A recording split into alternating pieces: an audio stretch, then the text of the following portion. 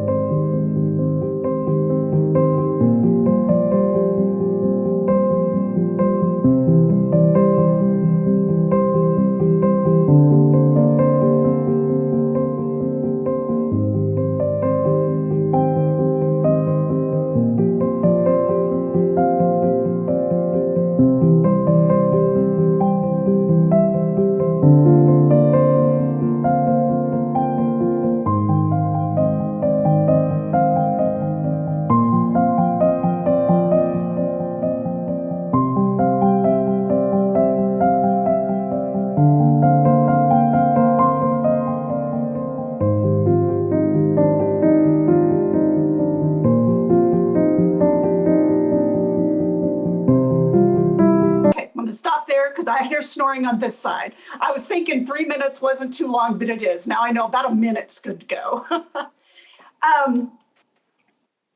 I didn't pick up a camera until I was really significantly into adulthood. I came out of a need of trying to take pictures of my Girl Scouts daughters troop that were sharp and in focus. And truly, my husband used to do all the photography in our family. And I lived in all those amazing places and was not a photographer then, which is just a shame.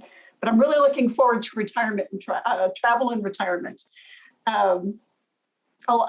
Helen mentioned I belong to the Professional Photographers Association, the Texas Photographers Association, have been heavily involved in those, and in Houston Guild.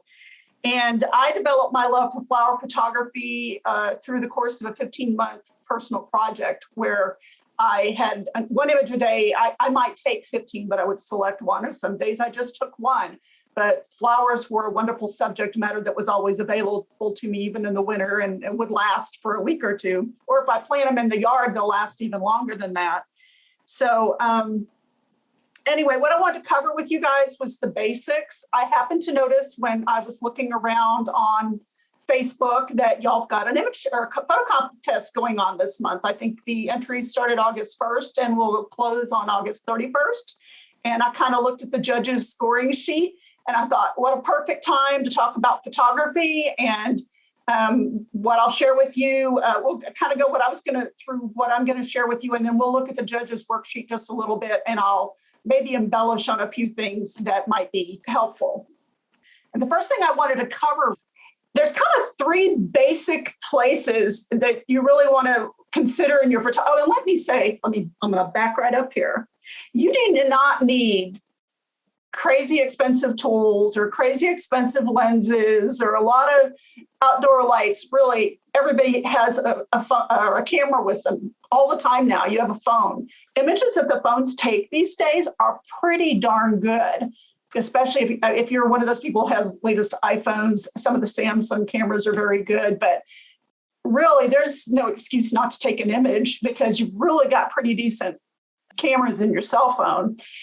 And so you don't need the fancy camera. Sure, some cameras and some lenses allow you to accomplish certain missions that perhaps your cell phone can't do, but your cell phone is a really good start if you have an interest.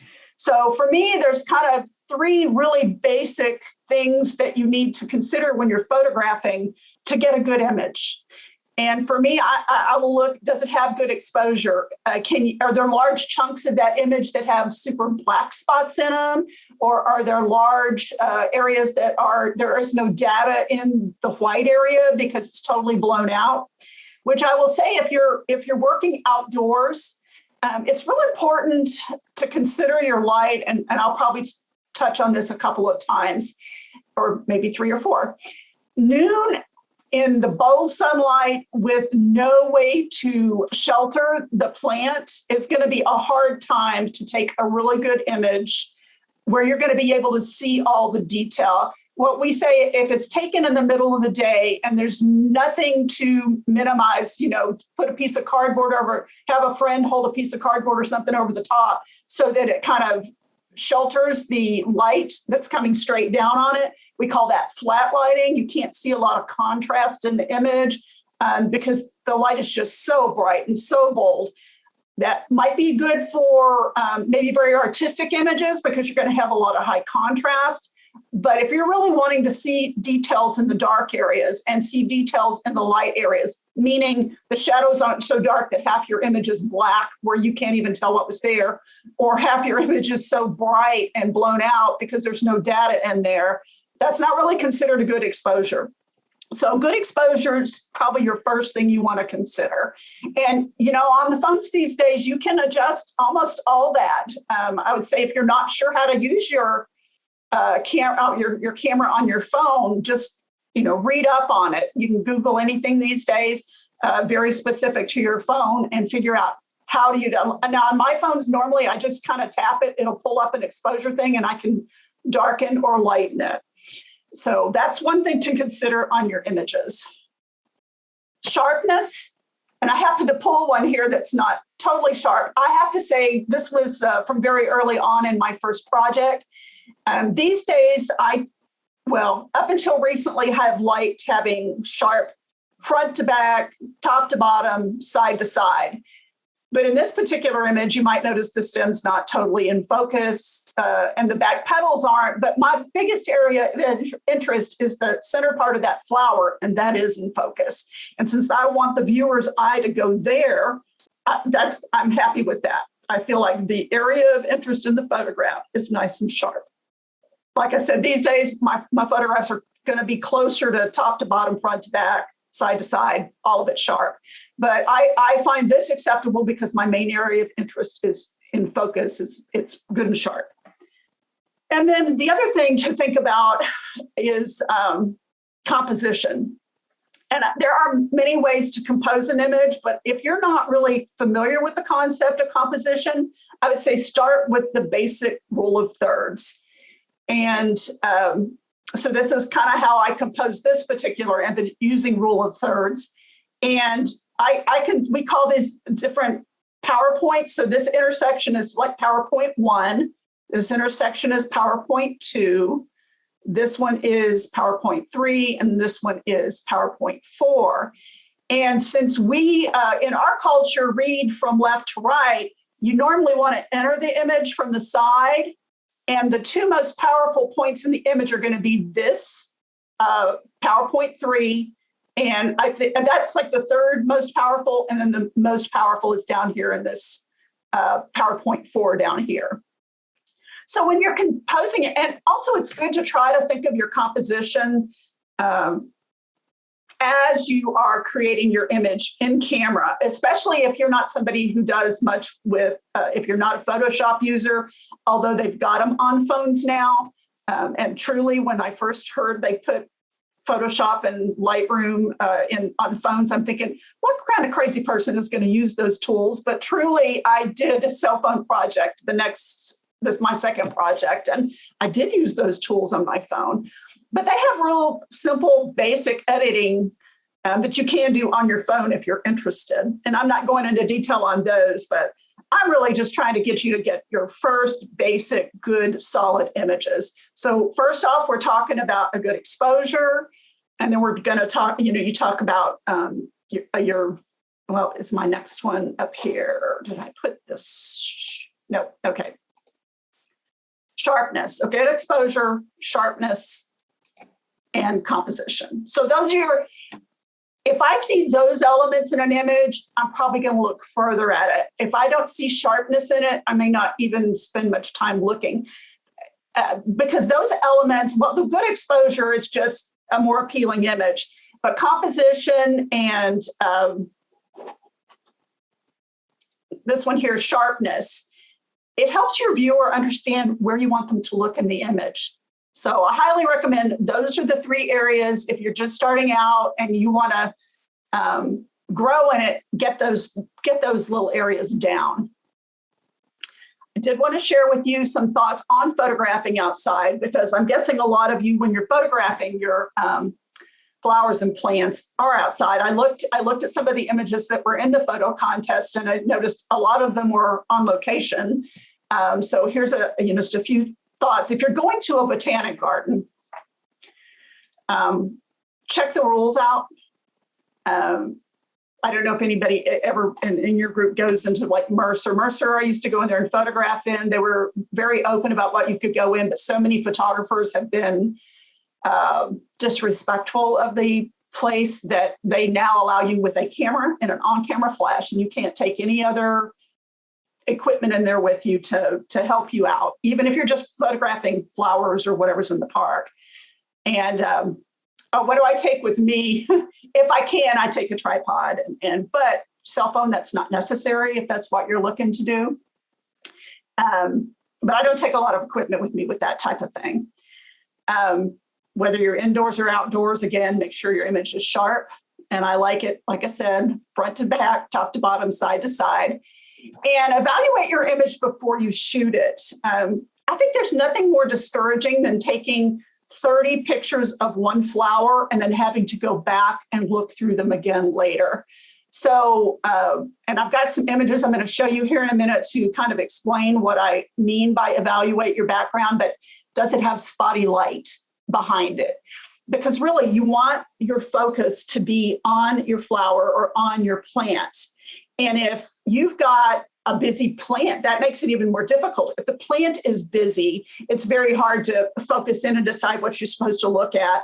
And then if you've got a background with a lot of spotty light in it or a lot of sticks and brambles, it's hard to focus in on what the particular, what you want your viewer to look at. And so you're going to look around. You may need to move from side to side, or maybe shoot down a little bit on the plant, or maybe even come down and shoot up a little bit on the plant to get the most pleasing background that you can. So that's one thing to do. You want to consider, where is your light coming from? And this also goes back to what time of day are you photographing? And it's okay to photograph during the day. I wanted to show you, this is a tool I use. It's not too expensive if you wanted to get it. This is actually, multi-purposes. It's got a black side. So say it's, there's two ways you could use it, but if you want light to be directional. So say I've got my flowers here, it's just blazing sun. I want some light to come in directionally. If I put this right, you can't see this real well. Let me see if I can back up here. This is a 22-inch 5-in-1 reflector diffuser. And so part of the 5 is, this is the black side. You can use it as a gobo and block light. Should have tried to figure out how to zoom that out beforehand. I apologize. I just switched computers and I haven't figured out how everything works on this one. But anyway, this 5-in-1 diffuser, it's not real big. You can fold it up, so it's real easy to put it in a bag and take it with you. I also might use the reflector outside. Let me see if I can get back here. Say the plant is not in a good position where it has directional light on it. I may take this and try to get that sunlight bouncing off of here and onto my plant to provide a little bit less harsher light, but it will light it directionally much better. And then this is probably what I use most often outside. And I don't remember, they're not real expensive at all. And you can get them on Amazon. It's a 22-inch 5-in-1 diffuser set, reflector set. So this is the diffuser.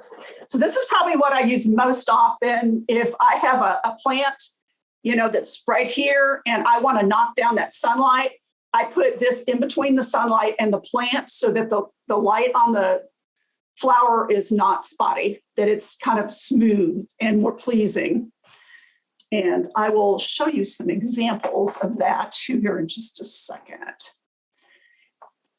And like I said, try to evaluate your image before you take it, because it is disheartening to take, 20, 30 images of one shot and then have to go back and look through them. If you can, and as you're learning, I still don't always take an image in one shot. I may take one and then see, oh, I needed to tweak this or move it a little bit. But if you do that with that in mind, I think you'll be happier with the image that you take, and you won't be as overwhelmed by all these images. Digital was not good for photography for sure, because you could just go click, click, click, click, and you just have so many, and 95% of them are not great images. And if you see it on your phone, just delete them, get rid of them. And that's what I kind of tell anybody, even professionals, when I'm talking to them. We have emotional connection with our images, and we'll go, but I just loved, in your mind, you're thinking of, oh, it was a beautiful, cool day that day. The light was just gorgeous. I just love this plant. Or if it's of a person, I just love little Junior, only it's blurry as all get out. Just, you have an emotional connection, just jettison it before you get too attached. Okay, so here are some examples from outside. When I mean, I went to the zoo one day, and it was like September. There still wasn't a whole lot of options out there. I was trying to do this for a demonstration for a class I was teaching in October.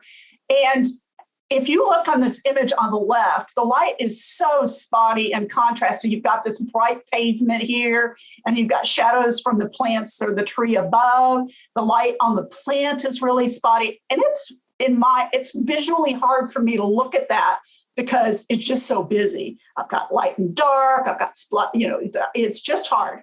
So then I just changed my perspective. I made sure that the background behind the plant was pleasing. There wasn't a lot of spotty light. My plant, the flowers absolutely pop right out of the image for you. So this is what you're looking for here on the right. Look for that darker background. And I love that the plant was far enough off of the background that it just popped and the colors just popped.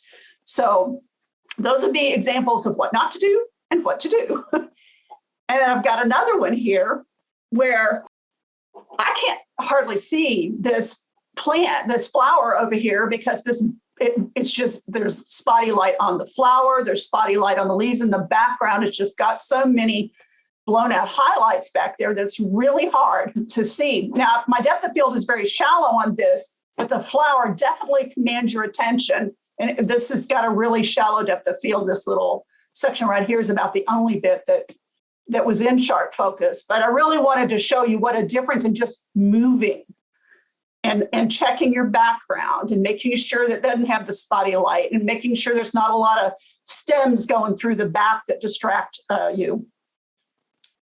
Here again, I think this one was at the zoo here. I noticed I've got these highlights in the back that are very distracting and a little bit under here. I just moved just a little bit. And now I'm seeing just the flower and the background. I've still got a little bit up here, but it's so much better than what I was seeing over here because that was right up against the edge of my flower and I was not enjoying that at all. So this is actually photographed outdoors. I was in the middle of my project. I grew so much in my photography in the year I did my 15 months, or in the 15 months I did my project. I have a friend, in fact, she's the reason I know who Buchanan's is and Joshua's because I've been there with her. Otherwise, I would not have been familiar with them. But she always calls me and tells me, I have caterpillars, and she wants me to bring my camera over and photograph them. And I'm thinking, there's so many plants on that porch, it will get lost. And I thought, I snagged a piece of black foam board that you can buy at Hobby Lobby, and I took it over there, and it's got a little bit of an overhang on the porch. This is actually in a pot. I could have moved it if I needed to a little bit, if I needed the light, but the light is actually perfectly directional for this. But foam board, if you've got a plant outside and your light's good, you can just pop a piece of foam board out there it could be a green piece of foam board or whatever color. If you want it to match your color on your plant, pop that piece of foam board behind whatever it is you're trying to photograph to give you a cleaner background.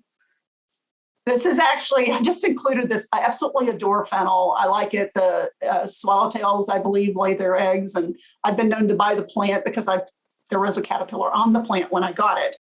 I was trying to photograph the plant and I wasn't getting a pleasing. This is just shadows. This is on my back porch with the plant. That's the shadow on white foam board. And then the more diffuse shadows are the neighbor's trees. And then, of course, just pay attention to your surroundings and is fun. It just is. Kind of going back to this thought of isolating your subject, can your viewer very clearly identify what you wanted them to see in this image? This one did have some Photoshop work on it because it had some very bright spots in the back, and I changed that. But I enjoyed the image even before I changed it. I just enhanced it with what I know how to do. But, once again, I'm fairly certain I had this little tool thing with me that day because I tend to shoot with a tripod and I just kind of hold it up over it.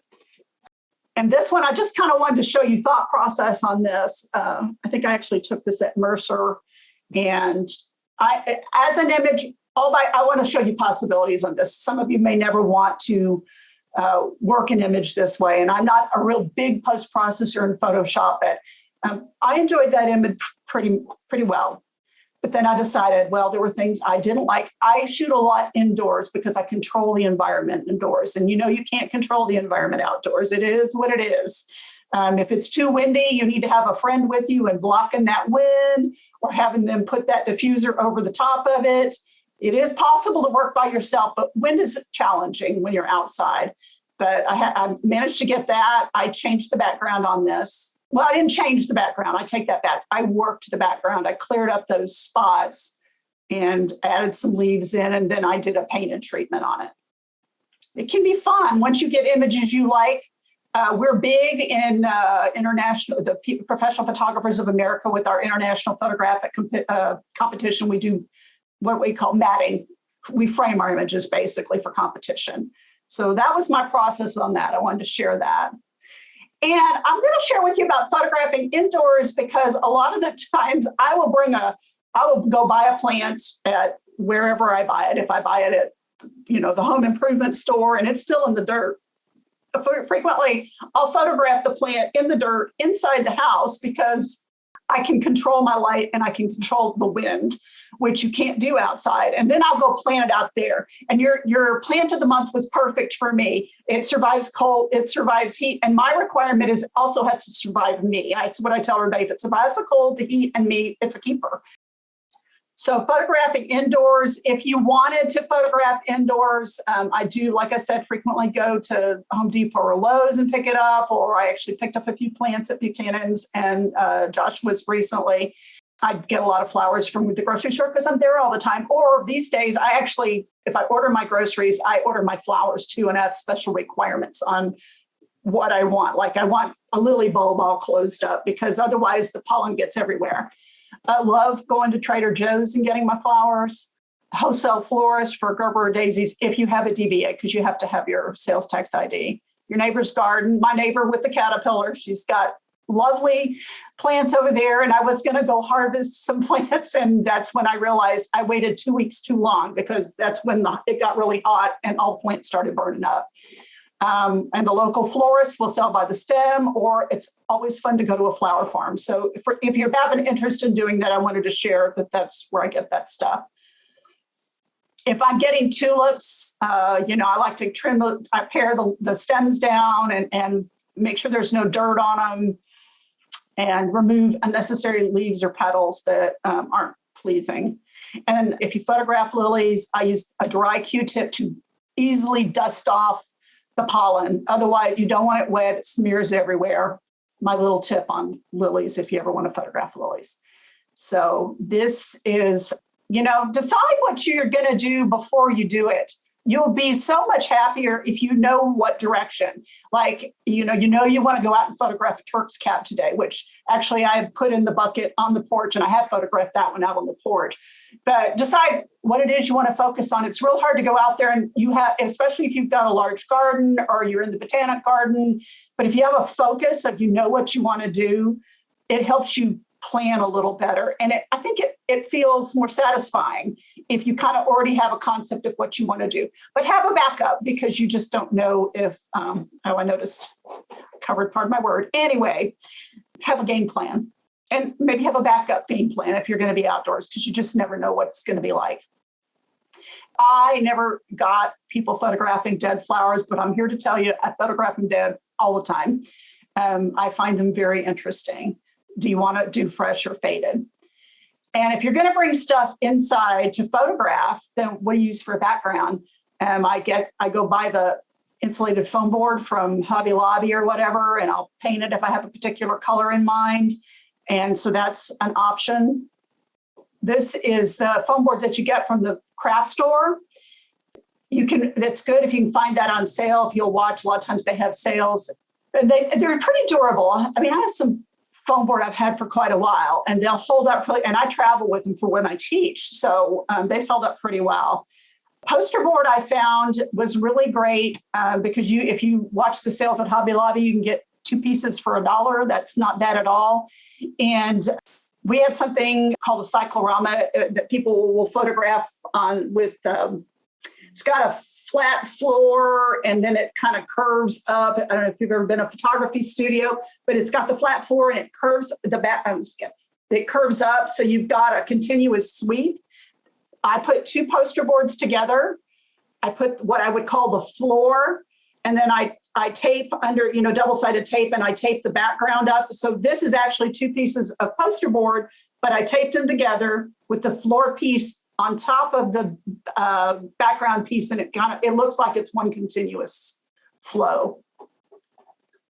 I like to bring the plants indoors because, like I said, I know I'm not going to have to fight the wind and fight. I do photograph out of windows a lot, so you're still going to have to maybe fight the fact if a cloud goes over top of the sun while you're trying to photograph through your window. I have used felt, and I find that a little toothy, but I have tried it. Other cloth would work too if you've got a piece that you think might be interesting to photograph on. Wallpaper. And so this, I figured, might be most beneficial for you guys.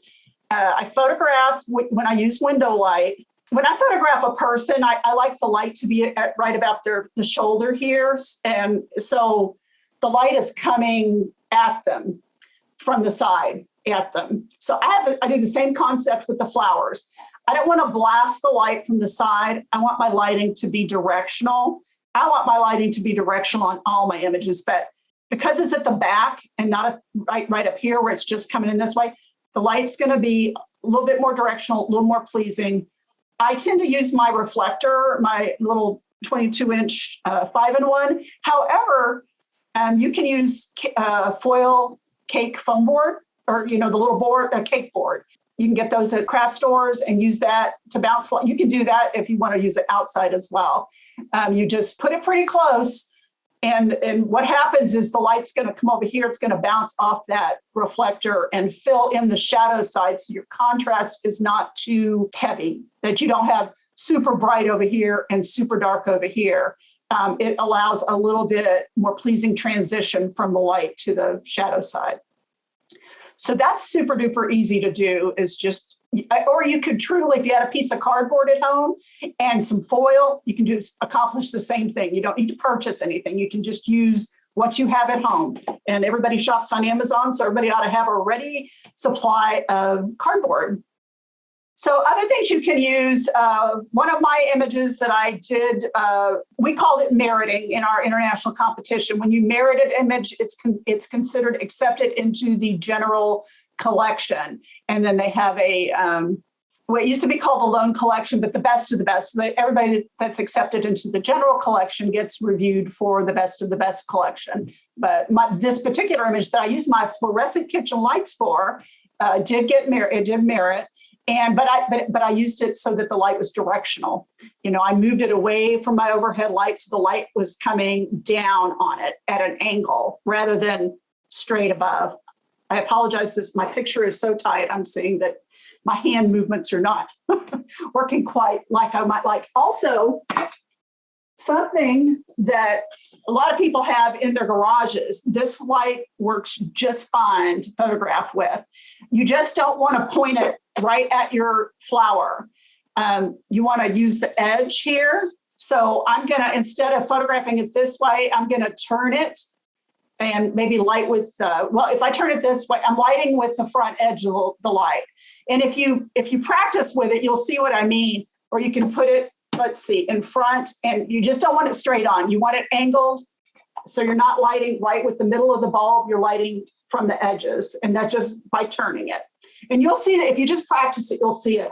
The other thing I've done is I have put it at an angle to my ceiling, and I let it light the ceiling at a little bit of an angle, and then it will come down on the plant at a little bit of an angle. So these are things you can use to bring your plant indoors. I use those at night. Sometimes I didn't get to photograph till 10. So I would use the shop lights to try to light the room up, or to give some directional lighting to my plant.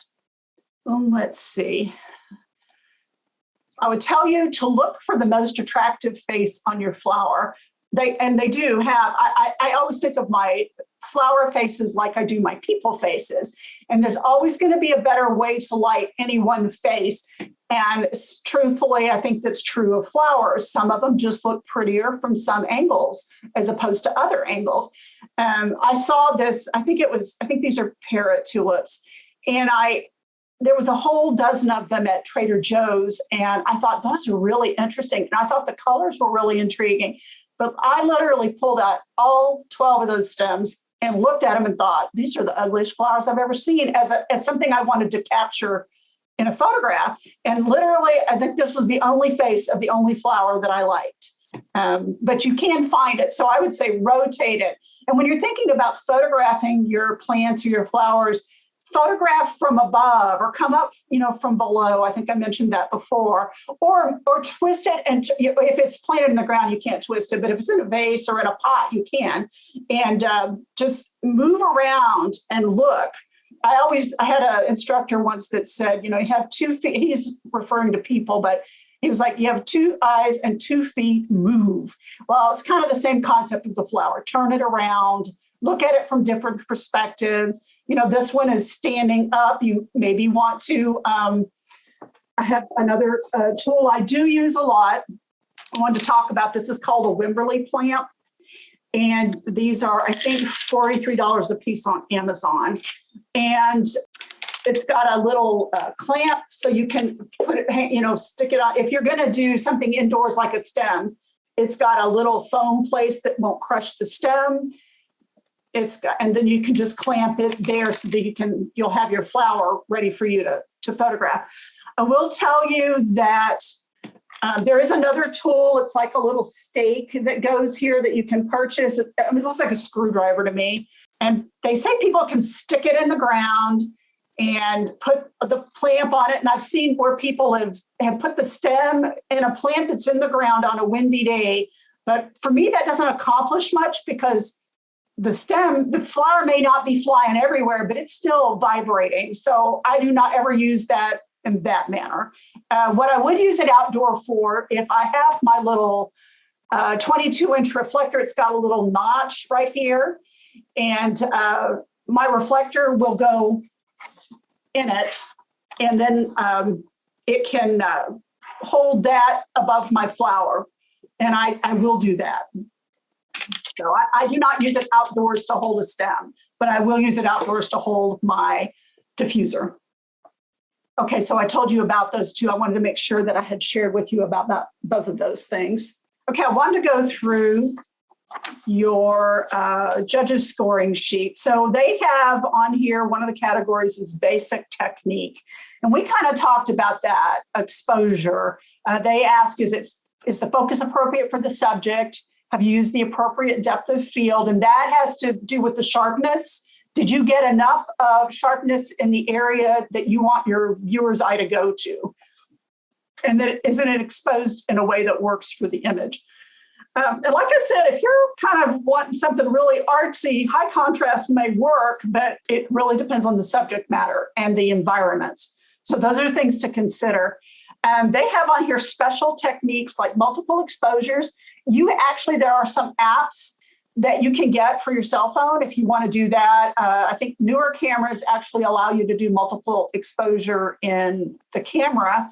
And then if you have Photoshop and an older camera, you can do multiple exposure in post-processing in Photoshop. They had sandwiching listed, and I thought, I don't know what that is because I'm a digital baby. I started out on film, but I was right at the cusp when I got into digital. So I had to go look that up. So my understanding of that is it's a merging of 2 images in post-processing. And I think the equivalent of that in the digital world would be compositing. A lot of stuff, like I said, with some of these apps they've got for phones, you can do that on your phone. Let's see, what else did they say? And they talked about the opportunity for digital manipulation. And some of that could just be post-processing and maybe your contrast isn't quite right, or maybe your shadows are a little too dark and things that you can fix. And so, or it could be very artistic interpretation. You might have noticed on some of my images, I've got texture overlays and, taken in black and white or that sort of thing. That's kind of what they referred to in special techniques. They talked about composition, leading lines. Leading lines are really good. Say you've got a little fence or something, and there's a beautiful plant at the end of the fence. And that basically, like I said, our culture reads from left to right. So a leading line would be good if you have a fence coming in and then maybe there's a plant at that third PowerPoint. That's really useful in your design of composition because it leads the viewer into your image. They know where to look. You're giving them a really easy path to go in and look. They ask about, is the image well balanced in a frame? And that's where I said, use your rule of thirds to start out with. There are other options for composition, but that's kind of like the starting point. That was my starting point. And then once you know the rules, you can break them. And if you have a good reason to break it, you don't always have to stick with the rule, but it's a really good place to start with so that that you've started out with a pleasing image. I talked about distracting elements a little bit. That's one of the reasons I didn't shoot outside a lot to begin with, because there are just elements in the background that sometimes you're going to have to take the time to remove if you're going to photograph it that way. I think that bluebonnet that I showed you the progress on, there were some little out of focus blades of grass and whatnot in front and behind, and they were driving me crazy. So I removed those to those distracting elements. So they did not bother the viewer at all because the viewer never saw them. They bothered me a lot. One of the questions they asked, are there too many unrelated elements?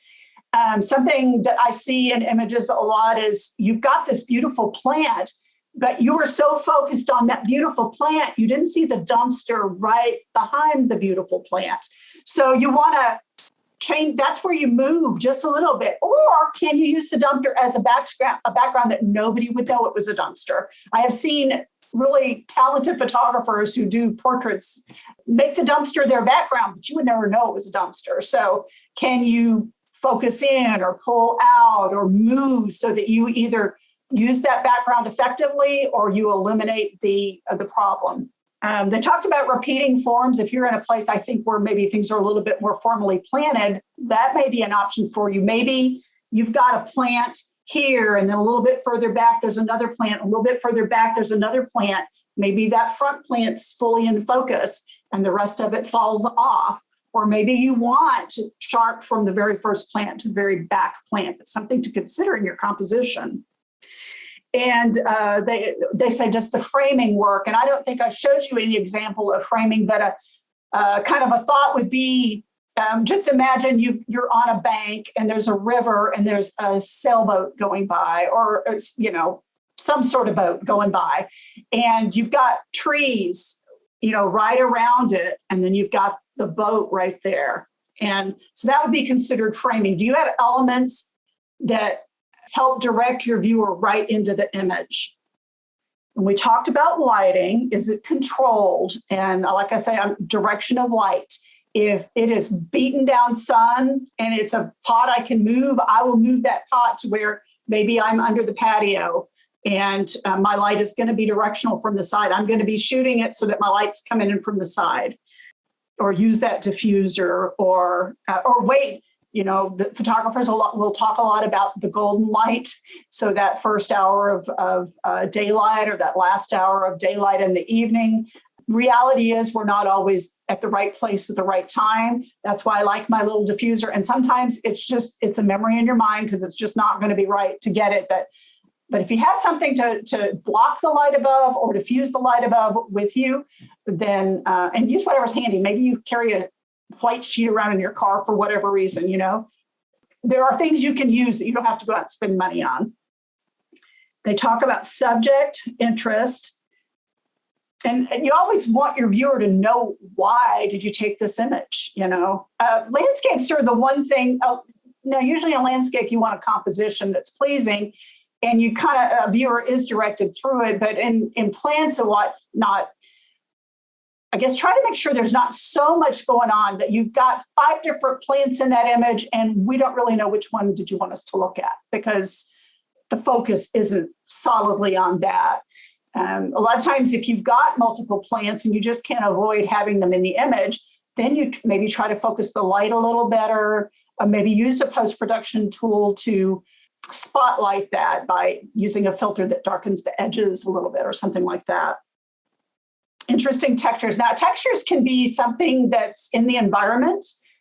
Maybe you've got a wall of ivy and there's one plant in front of it, and you can use that wall of ivy, as a backdrop. Or now, for purposes of your contest, maybe not, because I think you're not supposed to have anything invasive in your image or whatever. But within the constructs of your rules, just consider what sort of textures. Is the brick is a texture, concrete's a texture, and then all those things can also be texture that you have in Photoshop that you can apply as well. And is your image original? Is it something fresh that you don't see being done before? But having said that, don't ever not take an image because you think everybody else has taken it. I used to be very fearful to take an image that I had seen park benches or leaves or whatever, because I'd think, oh, that's been done.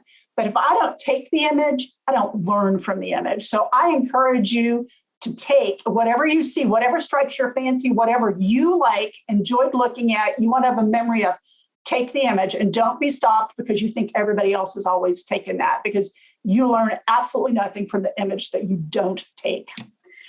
And then the last thing I was going to share with you about was they've got story and mood on here, and mood and story are big it's one of our 12 elements of excellent image, basically. What story does your image tell? What mood does it set? Now, for us, I think a lot of ours have to do with titles. We title our images. So I was going to share with you a few of them and just kind of share my thoughts on it when I had it, my feelings. This particular one of this canna was shot with window light, and it always looked so regal to me. And so the title on that is Understated Elegance, because it is very simple. And you might notice my style is very simplistic, and I do like black and white a lot. When I pulled the images, I didn't really realize till I placed them here, oh, I just really gave you one on color. I either like black and white or I love this monochromatic color. But this one, the title is Oh My, because all I could see is a hand upside a face when I titled that. Now, not all the judges got it when they saw it, but somebody did and championed the image. And then this one is The Final Bow, this orange one. And the one over here with the interesting vase is called Beauty in Decline, because that flower has already started to fade, but I still think it's beautiful. I'm really taken with dead flowers recently.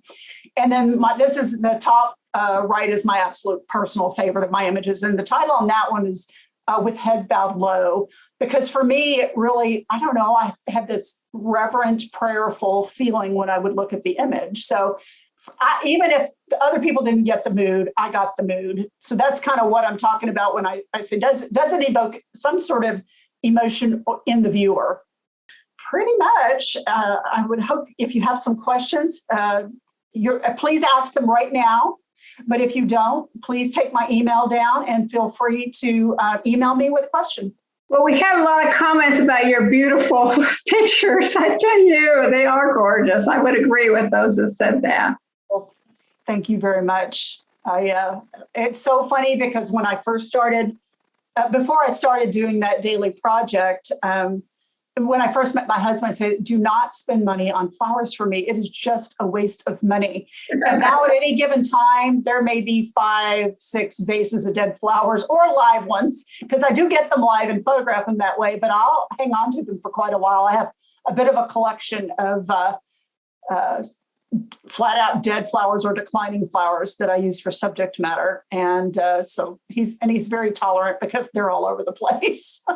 You were the great artist in their painting. You know, one of the comments was they really like the simplicity, and I agree with that. It's just beautiful. The photography is beautiful.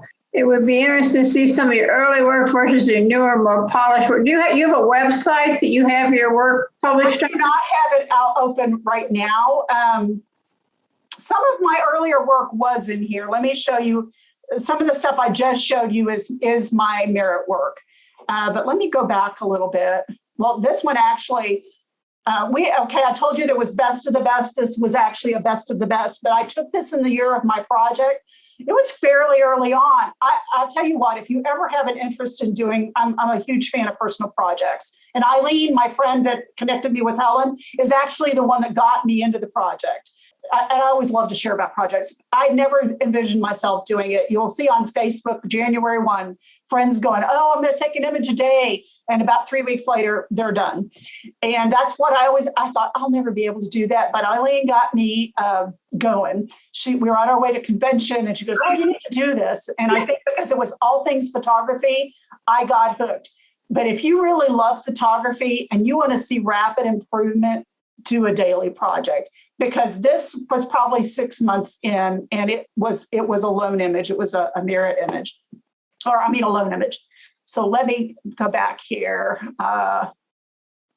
This one, the blue one, was very early on in the project. This image over here of this hydrangea was very early on in the project.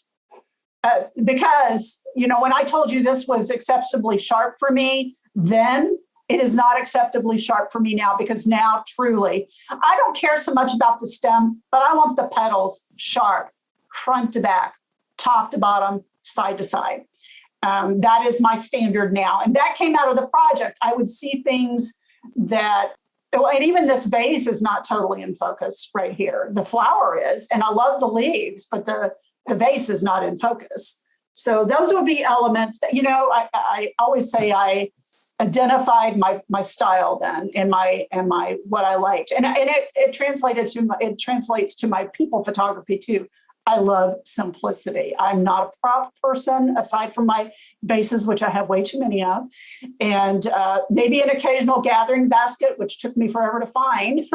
But other than that, I'm not much of a prop person. I do like the utter simplicity. And I really, if you want your image to pop on whatever plant you're trying to photograph, really try to isolate it. Try to make it not compete with other things. Now, sometimes the setting makes it. I did have Indian blanket. I have that one image of Indian blanket. And sometimes you need that visual, that landscape. And I meant to pull up another one I had done by flowers on the side of the road. I had a few back there, but there was one that was forward and isolated. And sometimes it's lovely to stop, and I do it a lot, stop on the side of the road and photograph flowers. So there were a couple questions. One asked what kind of camera she uses, and another one asked what kind of macro lenses she uses. Currently for the last however long, I shoot Canon. I have a 5D Mark II because I have two of them. My brain does not work well enough and I do things where I'm a professional. If I'm going out, I need a backup camera. And my brain doesn't work well enough, never did. I have a backup camera that's an older version. I would not remember what the settings were. So I have two 5D Mark IIs, which are 4 generations ago, I think, on Ed, because they now it is a professional DSLR.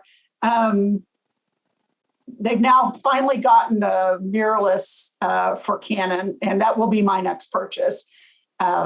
It's just the difference in the way. I don't know how familiar you are with that. The current camera I've got is a shutter that when I press the shutter release, it flips a mirror up, and it can cause a little vibration in it, but I shoot on tripod most of the time, so it's not a big deal. But the lens that I use most often is I have a 100 f2.8 L series lens. And it is a macro lens, but I have to say I didn't do until the last 6 months, did not do a lot of macro work on it, but it is a beautiful lens and it does a beautiful job. But these images that I have up right here were shot with a 24 to 105. Which is also a macro lens.